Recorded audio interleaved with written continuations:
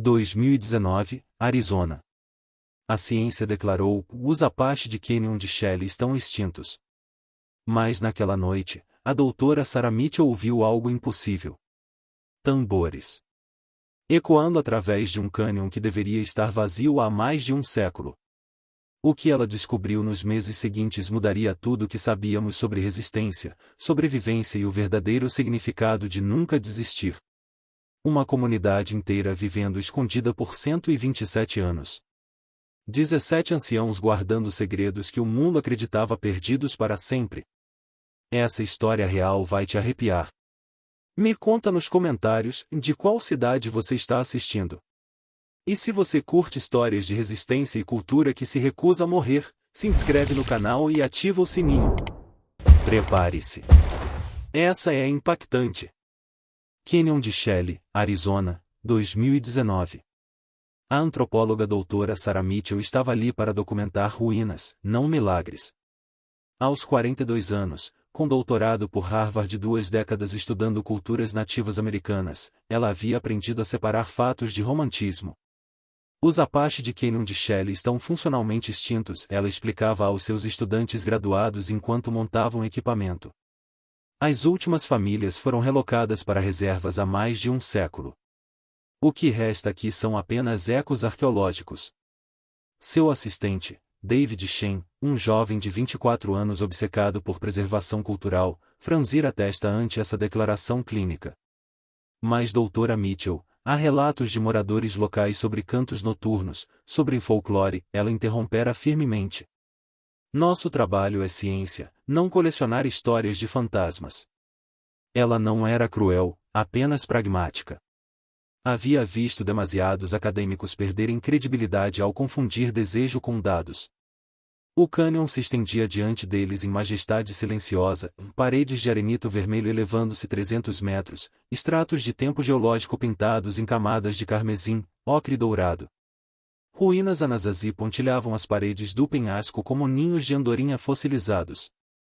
Tudo estava quieto exceto pelo vento assobiando através das formações rochosas, um som tão constante que rapidamente se tornava ausência de som, um silêncio barulhento que pressionava os ouvidos. Mas naquela primeira noite, quando Sarah finalmente se deitou em sua barraca sob um céu tão coberto de estrelas que parecia absurdamente falso, ela ouviu algo distante, rítmico, quase imperceptível. Bum e bum bum e bum. Seu cérebro científico imediatamente começou a catalogar explicações, veículos distantes, trovões secos, até mesmo seu próprio batimento cardíaco amplificado pela quietude. Ela dormiu inquieta, sonhando com formas que se moviam nas sombras das paredes do cânion, e acordou convencida de que havia imaginado tudo. Mas David, no café da manhã, perguntou casualmente: você ouviu tambores ontem à noite? O primeiro encontro. No terceiro dia de escavação em um local de habitação rochosa particularmente bem preservado, eles encontraram algo que não deveria existir: cinzas de fogueira. Frescas. Não centenárias, não década antigas, mas semanas antigas no máximo. Sarah ajoelhou-se ao lado do círculo de pedras enegrecidas, seu treinamento científico lutando contra uma crescente perplexidade. Isso não faz sentido, murmurou, passando dedos enluvados através dos resíduos. Este local está a 40 metros acima do vale. Não há trilha óbvia. Quem faria fogueira aqui? Caçadores de tesouro? Turistas aventureiros? David sugeriu, mas sua voz carecia de convicção. Eles haviam verificado registros do parque, ninguém tinha permissão para estar nesta seção do cânion há meses.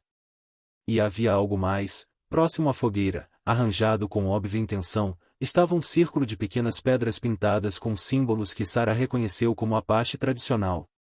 Não reproduções turísticas baratas, mas o trabalho real, pigmentos minerais aplicados com técnica que ela havia visto apenas em artefatos de museu.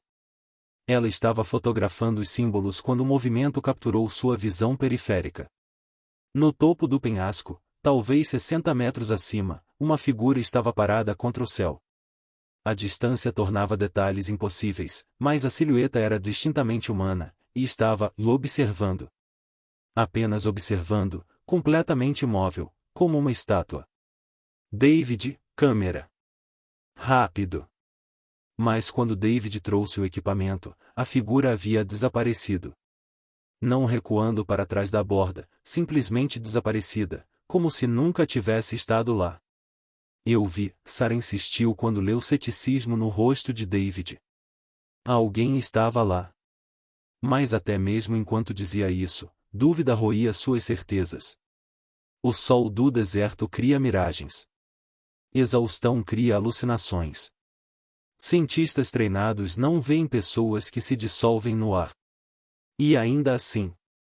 Naquela noite, os tambores voltaram. Mais alto desta vez, mais próximo, impossível de descartar. Bum bum bum bum, bum bum bum bum. Um padrão complexo que parecia vir das próprias paredes do cânion, ecoando e reecoando até que todo o vale pulsava com um som primordial. Sarah emergiu de sua barraca, coração acelerado, e viu figuras. Dúzias delas. Movendo-se pelas beiradas do penhasco acima, iluminadas pela lua cheia. E de algum lugar profundo no cânion, fogueiras acendiam-se, uma a uma, como estrelas descendo à terra. O conselho secreto. Ao amanhecer, uma delegação os esperava. 5 pessoas, 3 homens, 2 mulheres, vestidas em misto de roupas modernas e tradicional Apache e jeans com mocassins, camisetas com coletes de couro decorados com contas intrincadas. O mais velho, um homem de talvez 70 anos com cabelo prateado trançado e rosto marcado por sol e sabedoria, se apresentou como Thomas Deckley. Você é Sarah Mitchell, não era a pergunta. Escreveu artigo sobre preservação de sítios sagrados Navajo. Bom artigo. Respeitoso. Sarah sentiu seu treinamento antropológico chutando entrada, protocolo apropriado, respeito cultural, consciência de que este era um momento significativo. Sr. Deckley, nós temos todas as permissões apropriadas do serviço de parques para ele levantou uma mão, sorriso brincando em seus lábios. Nós sabemos. Não estamos aqui sobre suas escavações. Estamos aqui porque os anciãos decidiram que é tempo. Tempo de parar de esconder. Tempo de ser vistos novamente. Ele explicou em inglês entremeado com palavras Apache que Sarah não compreendia mais que ressoavam com peso, por 127 anos, após os últimos Apache oficialmente deixarem o cânion, um grupo pequeno havia permanecido. E escondido. Vivendo nas partes mais remotas e inacessíveis do terreno acidentado, movendo-se apenas à noite, mantendo tradições vivas em segredo absoluto. Mundo acreditava que estávamos extintos aqui. Nós deixamos mundo acreditar. Mais seguro dessa forma. Mas por quê? David interrompeu, então corou pela rudeza. Thomas o encarou com olhos que haviam visto demasiado. Porque cada vez que homem branco descobre nós, eles movem nós. Reservas. Relocações. Assimilação forçada. Nossos avós decidiram em melhor ser fantasmas que prisioneiros. Melhor ser mito que mortos. Ele fez gesto largo abrangendo o cânion. Estas paredes guardaram nossos ancestrais por 1000 anos. Guardaram nós por mais 127. Mas agora. Ele suspirou pesadamente, agora nós morremos de qualquer jeito. Não de balas ou doenças. De esquecimento. Sarah percebeu o que ele não estava dizendo, eles eram velhos, todos eles. Onde estavam os jovens? As crianças. Thomas confirmou seus medos, o último bebê nascido no cânion foi em 1987. Ela deixou para a faculdade, nunca voltou. Nós somos 17 agora. Mais velho tem 94. Mais jovem sou eu, 73. Seus olhos brilharam com lágrimas não derramadas. Então anciãos votaram. Se devemos morrer, deixamos morrer como Apache, não como fantasmas. Deixamos mundo saber, nós ainda aqui. Ainda vivemos. Até o último suspiro. A decisão impossível. Sarah enfrentou o dilema ético mais complexo de sua carreira.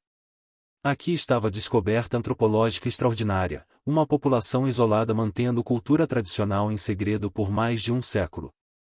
Cada instinto acadêmico gritava em documentar, publicar, compartilhar com o mundo científico. Sua reputação seria feita. Universidades brigariam por ela. Havia talvez 3, 4 anos de pesquisa aqui antes que os últimos anciãos morressem.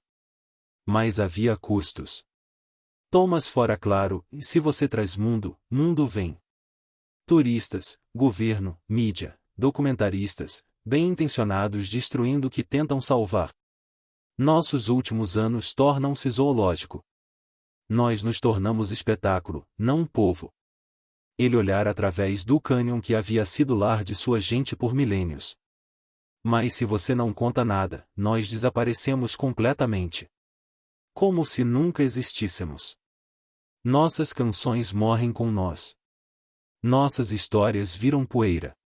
Qual destruição pior? David argumentava apaixonadamente pela documentação em Doutora Mitchell, está é chance única. Conhecimento que eles possuem, plantas medicinais, técnicas de sobrevivência, língua preservada sem influência moderna, histórias orais remontando séculos, tudo será perdido. Não temos obrigação de preservar isso?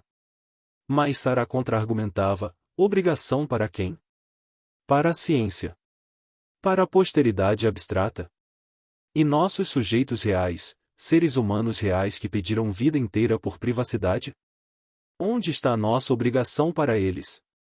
Thomas ouvirá seus debates, e eventualmente oferecerá compromisso, e vocês podem documentar. Podem gravar nossas histórias, filmar nossas cerimônias, coletar nosso conhecimento. Mas nada é publicado enquanto estivermos vivos. Quando o último de nós morrer, então vocês decidem o que o mundo deve saber. Vocês se tornam guardiões de nosso legado, mas respeitam nosso desejo de morrer em paz, não como curiosidades científicas. Era oferta extraordinária, e também armadilha. Sarah teria que dedicar anos documentando cultura sem poder publicar, sem reconhecimento profissional, sem recompensa acadêmica. E quando finalmente pudesse compartilhar? Ela seria velha, os anciãos há muito perdidos, e céticos acadêmicos questionariam tudo sem sujeitos vivos para verificar. Sua carreira poderia acabar não transformada, mas destruída. Ela olhou para David, cuja juventude e idealismo refletiam sua própria de 20 anos atrás. Olhou para Thomas e os anciãos, repositórios de sabedoria em corpos que traíam sua mortalidade. E tomou decisão que definiria o resto de sua vida, e nós aceitamos seus termos. Cada palavra, cada história, cada canção, preservaremos tudo. Mas em seus termos, no seu tempo. Vocês têm minha palavra. Os meses de revelação. O que seguiu foram 7 meses que Sarah mais tarde descreveria como os mais profundos e desafiadores de sua vida. Ela e David moveram-se cuidadosamente entre dois mundos, mantendo aparências de escavação arqueológica normal aos olhos do serviço de parques enquanto secretamente documentavam cultura viva que oficialmente não existia.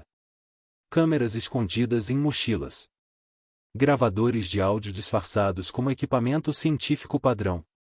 Cadernos de campo escritos em código simples caso fossem encontrados.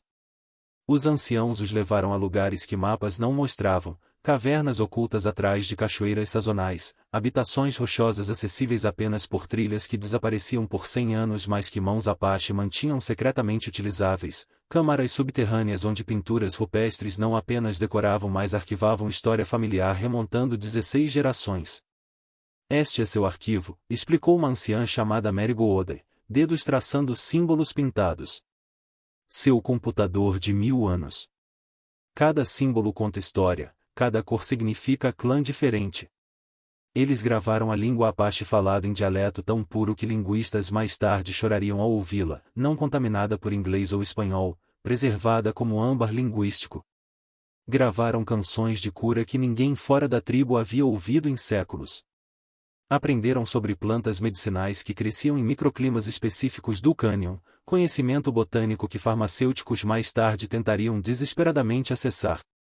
Thomas lhes ensinou navegação tradicional, lendo terra e estrelas com precisão que envergonharia GPS moderno. Mas além de conhecimento técnico, havia algo mais profundo que Sarah lutava para articular em suas notas.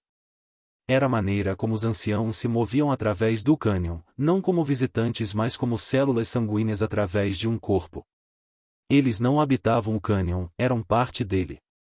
Quando Thomas colocava a mão em parede rochosa e fechava olhos, Sarah acreditava absolutamente que ele estava comunicando-se com a pedra de maneiras que ciência não tinha vocabulário para descrever.